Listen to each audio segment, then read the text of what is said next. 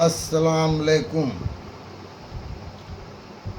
تبوک میں حضرت کعب رضی اللہ عنہ تعالیٰ کی غیر حاضری اور توبہ۔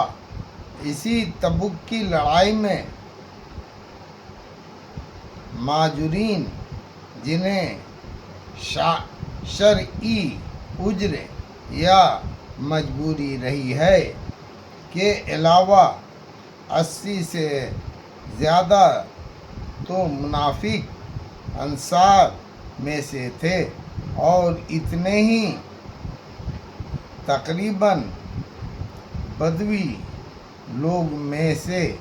ان کے علاوہ ایک بڑی جماعت باہر کے لوگوں میں سے ایسی تھی جو شریک نہیں ہوئے، اور اتنی ہی نہیں بلکہ یہ لوگ دوسروں کو بھی لا تفیروا فی الحر یعنی گرمی میں نہ نکلو کہہ کر روکتے تھے۔ حق تعالیٰ شانہ فرماتے ہیں کہ جنت کی آگ کی گرمی بہت سخت ہے۔ اس کے علاوہ 3 سچے پکے مسلمان بھی ایسے تھے جو بنا کسی قوی عذر کے لڑائی میں شریک نہیں ہو سکے۔ ایک کعب بن مالک رضی اللہ عنہ تعالیٰ اور دوسرے ہلال بن امیہ، تیسرے مرار بن ربیع رضی اللہ عنہ تعالیٰ، یہ تینوں حضرات کسی نفاق یا عذر سے یہاں ٹھہرے، بلکہ خوشحالی ہی سبب رہ جانے کا بن گئی۔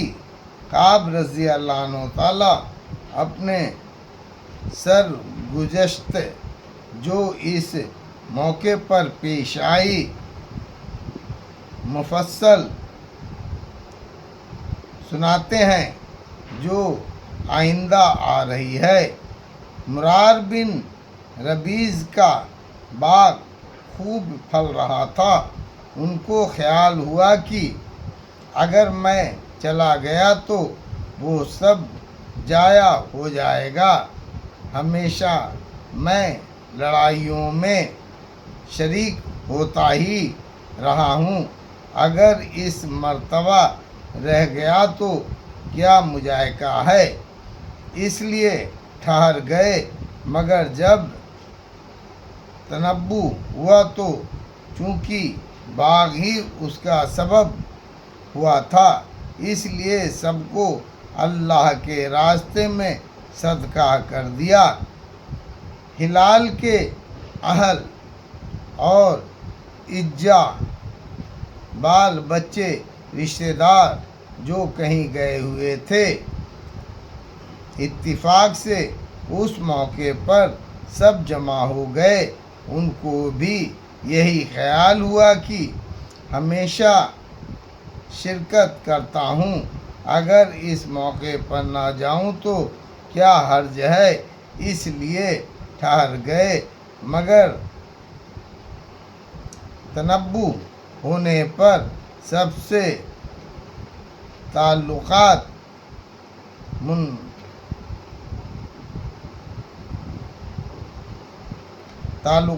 منقطع کر لینے کا ارادہ کیا کہ یہ تعلقات ہی اس لڑائی میں شرکت نہ کرنے کا سبب ہوا۔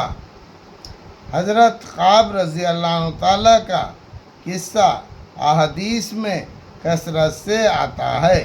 وہ اپنی سرگزشت بڑی تفصیل سے سنایا کرتے تھے۔ وہ فرماتے تھے کہ میں تبوک سے پہلے کسی لڑائی میں بھی اتنی قوی و مالدار نہیں تھا جتنا کہ تبوک کے وقت تھا۔ اس وقت میرے پاس خود اپنی جاتی 2 اونٹنیاں تھیں، اس سے پہلے کبھی بھی 2 اونٹنیاں میرے پاس ہونے کی نوبت نہیں آئی۔ حضور اقدس صلی اللہ علیہ وسلم کی ہمیشہ عادت شریفہ یہ تھی کہ جس طرف لڑائی کا ارادہ ہوتا تھا اس کا اظہار نہیں ہوتا تھا، بلکہ دوسری جانب کے احوال دریافت فرماتے تھے۔ مگر اس لڑائی میں چونکہ گرمی بھی شدید تھی اور سفر بھی دور کا تھا، اس کے علاوہ دشمنوں کی بھی بہت بڑی جماعت تھی، اس لیے صاف اعلان فرما دیا تھا تاکہ لوگ تیاری کر لیں۔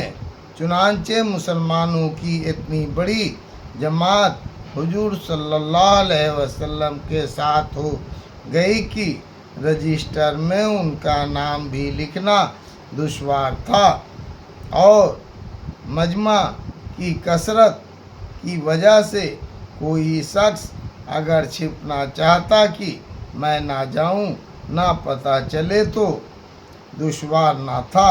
اس کے ساتھ ہی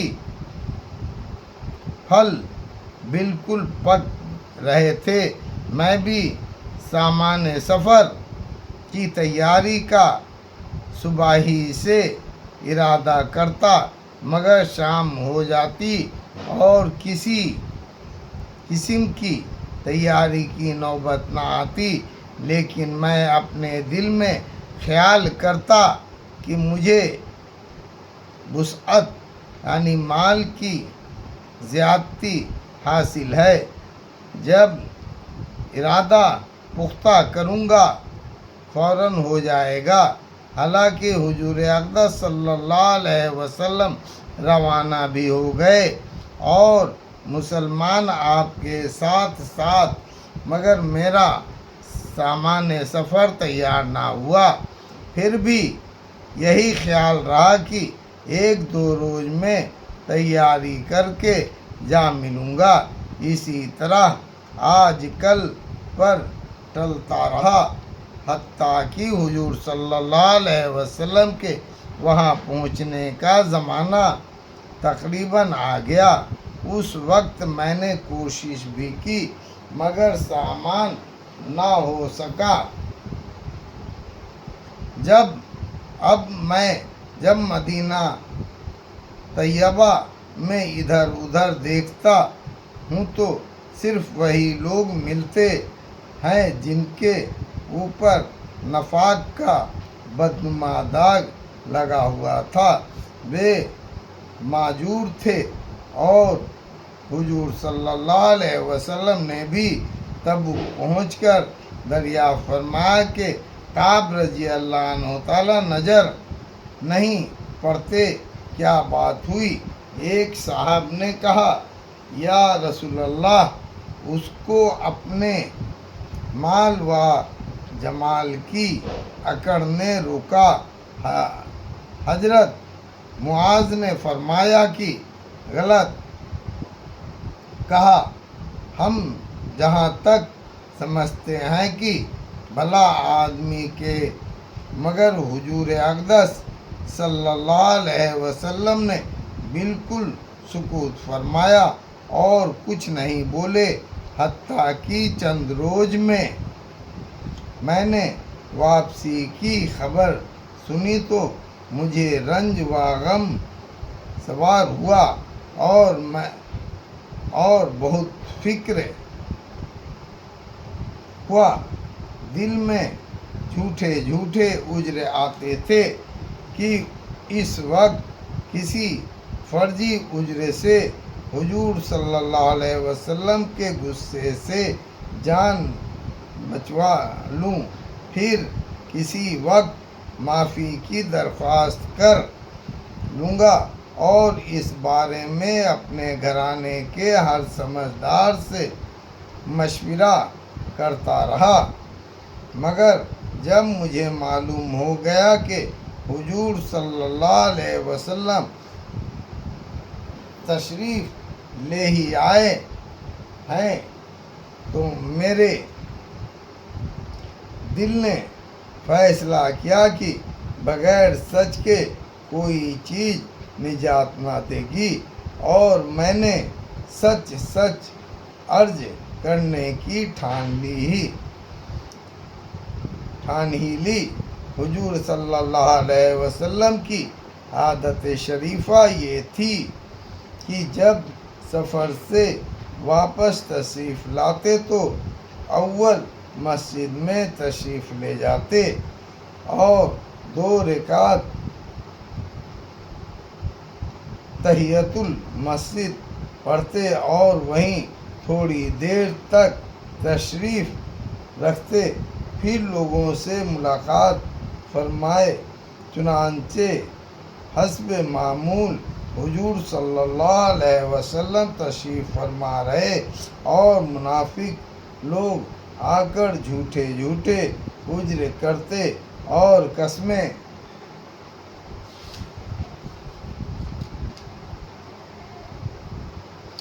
کھاتے رہے۔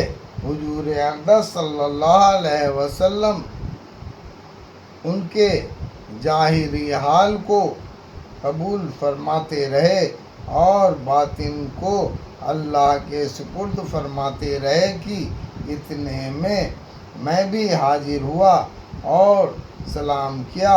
حضور صلی اللہ علیہ وسلم نے ناراضگی کے انداز میں تبسم مسکرائے فرمایا اور اعراض فرمایا منہ پھیر لیا۔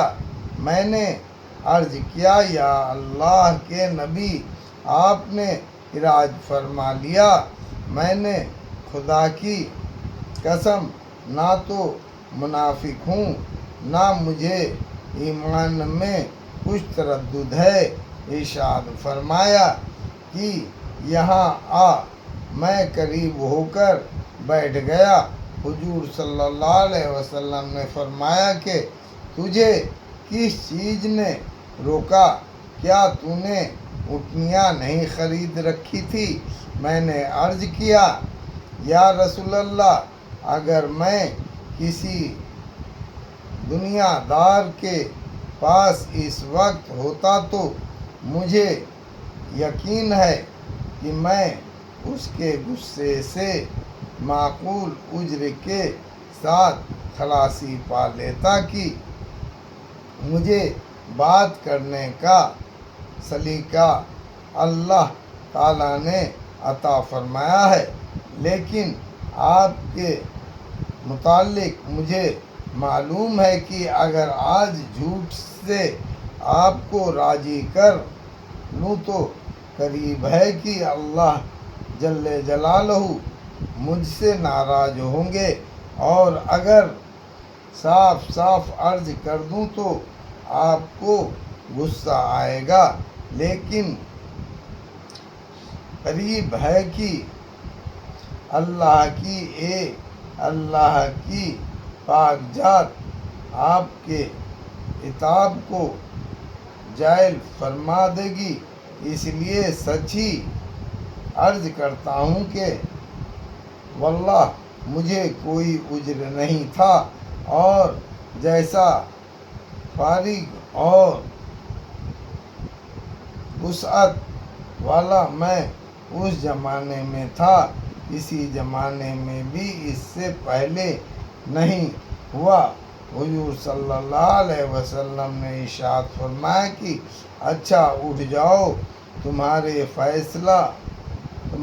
فیصلہ حق تعالیٰ شانہ فرمائیں گے۔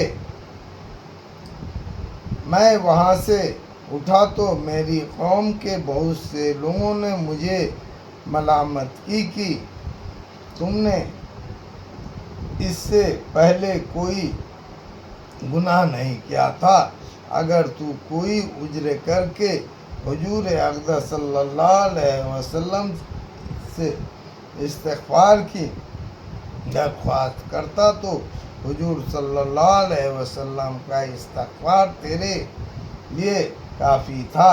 میں نے ان سے پوچھا کہ کوئی اور بھی ایسا شخص ہے جس کے ساتھ ایسا معاملہ ہوا ہو؟ لوگوں نے بتایا کہ 2 شخص کے ساتھ اور بھی یہی معاملہ ہوا ہے کہ انہوں نے بھی یہی گفتگو کی جو تو نے کی، اور یہی جواب ان کو ملا جو تم کو ملا۔ ایک ہلال بن امیہ، دوسرے مرار بن ربیعہ۔ میں نے دیکھا کہ 2 صالح یعنی نیک شخص جو دونوں بری ہیں، وہ بھی میرے شریک حال ہیں۔ حضور اقدس صلی اللہ علیہ وسلم نے ہم تینوں سے بولنے کی ممانعت کی، فرما دی کہ کوئی شخص ہم سے کلام نہ کرے۔ یہ قاعدے کی بات ہے کہ غصہ اسی پر آتا ہے جس سے تعلق ہوتا ہے، اور تنبیہ اسی کو کی جاتی ہے جس میں اس کی اہلیت بھی ہو، جس میں اصلاح و صلاح کی قابلیت نہ ہو۔ اس کو تنبیہ کون کرتا ہے؟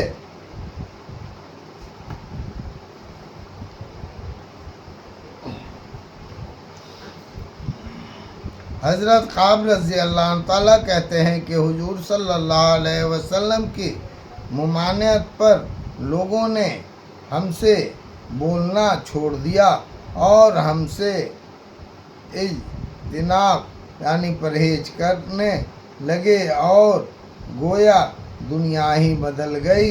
حالانکہ زمین باوجود اپنی وسعت سے مجھے تنگ معلوم ہونے لگی، سارے لوگ اجنبی معلوم ہونے لگے، در و دیوار اوپرے بن گئے۔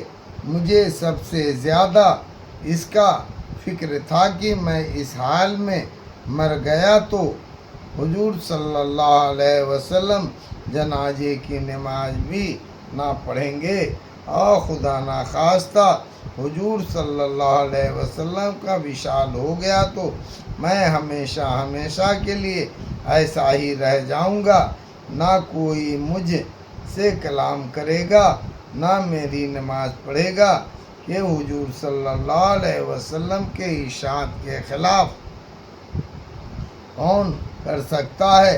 غرض ہم لوگوں نے 50 دن اسی حال میں گزارے۔ میرے دونوں ساتھی تو شروع ہی سے گھروں میں چھپ کر بیٹھ گئے تھے۔ میں سب سے قوی تھا، چلتا پھرتا، بازار میں جاتا، نماز میں شریک ہوتا، مگر مجھ سے بات کوئی نہ کرتا۔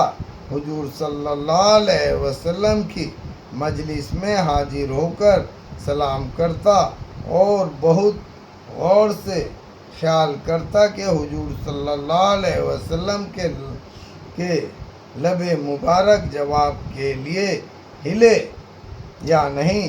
نماز کے بعد حضور صلی اللہ علیہ وسلم کے قریب ہی کھڑے ہو کر نماز پوری کرتا اور آنکھ چرا کر دیکھتا کہ حضور مجھے دیکھتے بھی ہیں یا نہیں۔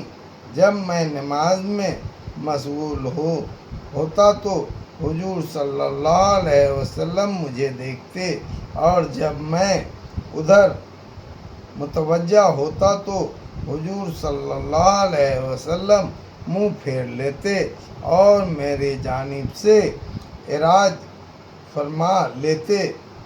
غرض یہی حالات گزرتے رہے اور مسلمانوں کا بات چیت بند کرنا مجھ پر بھاری ہو گیا، تو میں ابو قتادہ رضی اللہ عنہ تعالیٰ کے دیوار پر چڑھا۔ وہ میرے رشتے کے چاچا جاد بھائی بھی تھے اور مجھ سے تعلقات بھی بہت زیادہ تھے۔ میں نے اوپر چڑھ کر سلام کیا، انہوں نے سلام کا جواب نہ دیا۔ میں نے ان کو قسم دے کر پوچھا کہ کیا تمہیں معلوم نہیں مجھے اللہ اور اس کے رسول صلی اللہ علیہ وسلم سے محبت ہے؟ انہوں نے اس کا بھی جواب نہیں دیا۔ میں نے دوبارہ قسم دے کر پوچھا کہ کیا تمہیں معلوم نہیں مجھے اللہ اور اس کے رسول صلی اللہ علیہ وسلم سے محبت ہے؟ انہوں نے اس کا بھی جواب نہ دیا۔ میں نے دوبارہ قسم دی اور دریافت کیا، وہ پھر بھی چپ رہے۔ میں نے تیسری مرتبہ پھر قسم دے کر پوچھا، انہوں نے کہا اللہ جانے اور اس کا رسول۔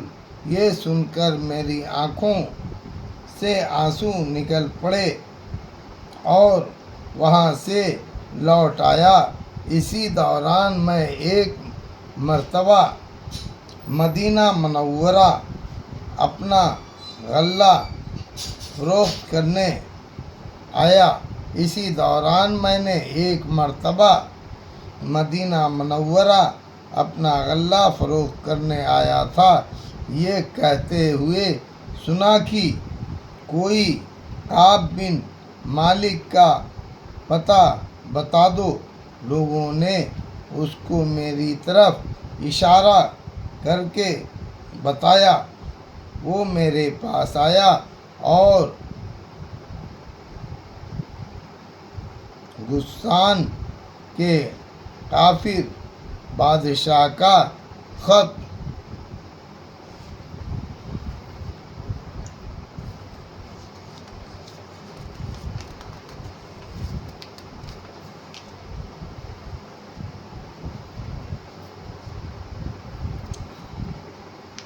لا کر مجھے دیا۔ اس میں لکھا ہوا تھا، ہمیں معلوم ہوا ہے کہ تمہارے آقا نے تم پر ظلم کر رکھا ہے، تمہیں اللہ ذلت کی جگہ نہ رکھے اور نہ ضائع برباد کرے۔ تم ہمارے پاس آؤ، ہم تمہاری مدد کریں گے۔ دنیا کا قاعدہ ہوتا ہے کہ کسی بڑے کی طرف سے آ کر چھوٹوں کو تنبیہ ہوتی ہے تو اس کو بہکانے والے اور زیادہ کھانے کی کوشش کیا کرتے ہیں اور خیر خواہ بن کر اس قسم کے الفاظ سے اشتعال دلایا ہی کرتے ہیں۔ آپ رضی اللہ تعالیٰ کہتے ہیں کہ میں نے خط پڑھ کر انا للہ پڑھی کہ میری حال یہاں تک پہنچ گئی کہ کافر بھی مجھ میں طمع کرنے لگے اور مجھے اسلام تک سے ہٹانے کی تدبیریں ہونے لگی۔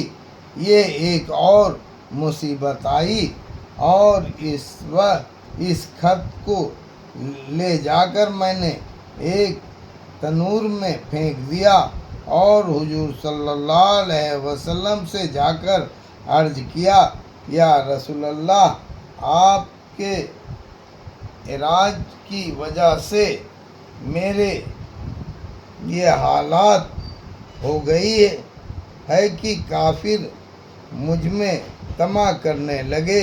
اسی حالات میں 40 روز ہم پر گزرے تھے کہ حضور صلی اللہ علیہ وسلم کا قاصد یعنی دودت میرے پاس حضور صلی اللہ علیہ وسلم کا یہ ارشاد لے کر آیا کہ اپنی بیوی کو بھی چھوڑ دو۔ میں نے دریافت کیا کہ کیا منشا ہے، اس کو طلاق دے دوں؟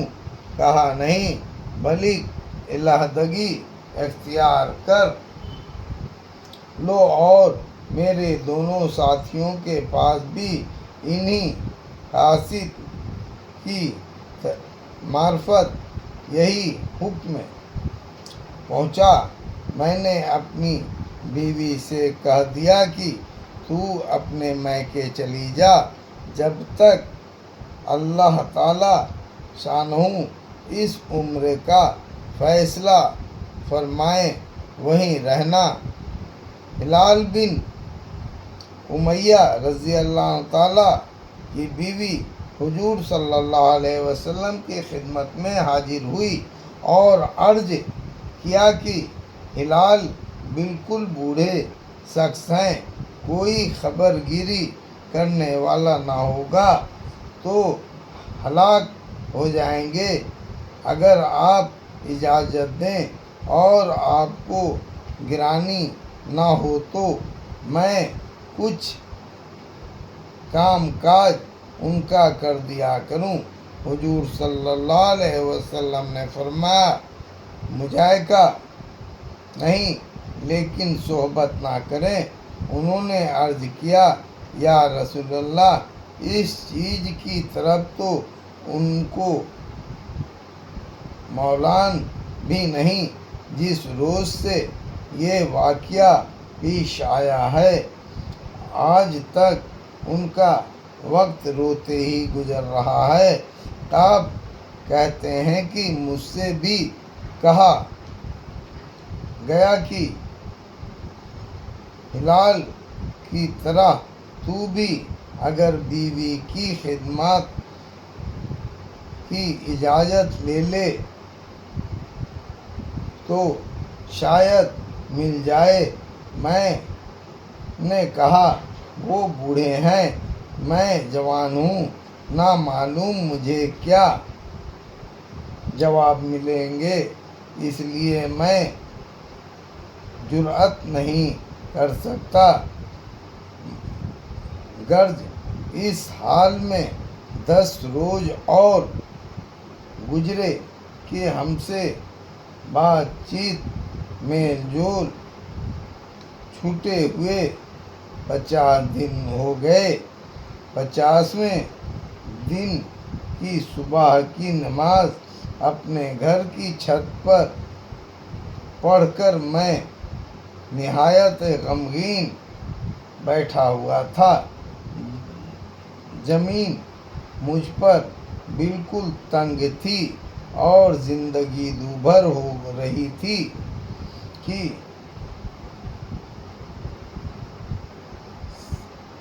صلعہ پہاڑی کی چوٹی پر سے ایک زور سے چلانے والے نے آواز دی کہ کعب رضی اللہ عنہ تعالی خوشخبری ہو تم کو۔ میں اتنا ہی سن کر سجدے میں گر گیا اور خوشی کے مارے رونے لگا اور سمجھا کہ تنگی دور ہو گئی۔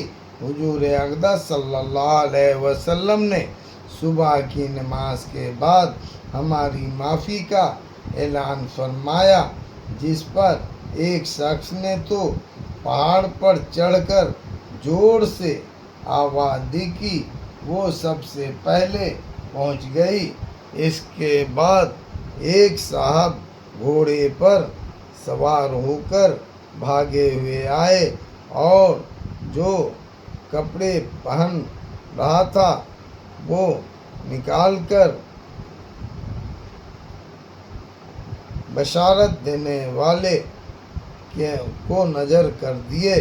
خدا کی قسم ان 2 کپڑوں کے سوا اور کوئی کپڑا اس وقت میرے ملک میں نہ تھا۔ اس کے بعد میں نے 2 کپڑے مانگے ہوئے پہنے اور حضور صلی اللہ علیہ وسلم کے خدمت میں حاضر ہوا۔ اسی طرح میرے دونوں ساتھیوں کے پاس بھی خوشخبری لے کر لوگ گئے۔ میں جب مسجد نبوی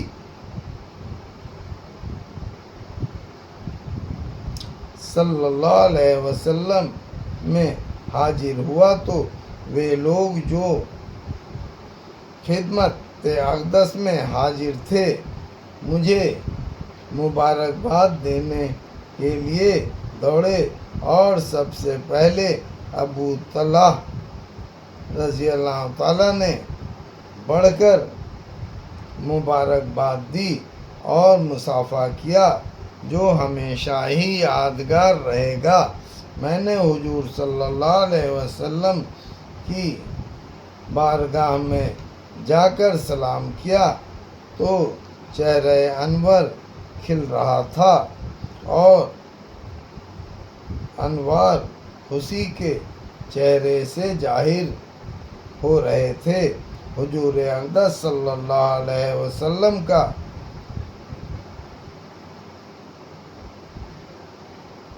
چہرہ مبارک خوشی کے وقت میں چاند کی طرح سے چمکنے لگا تھا۔ میں نے عرض کیا یا رسول اللہ، میری توبہ کی تکمیل یہ ہے کہ میری جائیداد جو ہے وہ سب اللہ کے راستے میں صدقہ ہے کہ یہ ثروت ہی اس مصیبت کا سبب بنی تھی۔ حضور صلی اللہ علیہ وسلم نے فرمایا کہ اس سے تنگی ہوگا، کچھ حصہ اپنے پاس بھی رہنے دو۔ میں نے عرض کیا کہ بہتر ہے خیبر کا حصہ رہنے دیا جائے، مجھے سچ ہی نے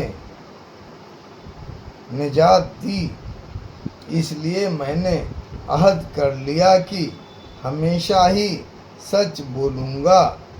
در منصور۔ فائدہ یہ ہے صحابہ اکرام کی اطاعت اور دینداری کر اور اللہ کے خوف کا نمونہ ہمیشہ جنگ میں یہ حضرات شریک رہے۔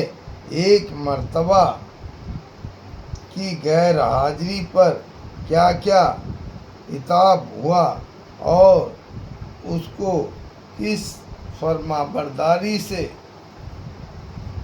برداشت کیا کہ 50 دن رو کر گزر دیے اور مال جس کی وجہ سے یہ واقعہ پیش آیا تھا وہ بھی صدقہ کر دیا اور کافروں نے طمع دلائی تو بجائے مشتعل ہونے کے اور زیادہ پشیمان ہوئے اور اس کو بھی اللہ کا عتاب اور حضور صلی اللہ علیہ وسلم کے اراج کی وجہ سے سمجھا کہ میرے دین کا ضعف اس درجے تک پہنچ گیا کہ کافروں کو اس کی طمع ہونے لگی کہ وہ مجھے بے دین بنا دیں۔ ہم لوگ بھی مسلمان ہیں، اللہ اور اس کے پاک رسول صلی اللہ علیہ وسلم کے ارشادات بھی سامنے ہیں۔ بڑے سے بڑا حکم نماز ہی کا لے لو کہ ایمان کے بعد اس کے برابر کوئی چیز بھی نہیں۔ کتنے ہیں جو اس حکم کی تعمیل کرتے ہیں، اور جو کرتے ہیں وہ بھی کیسے کرتے ہیں۔ اس کے بعد زکوٰۃ اور حج کا تو پوچھنا ہی کیا کہ اس میں تو مال بھی خرچ ہوتا ہے۔ اللہ اکبر۔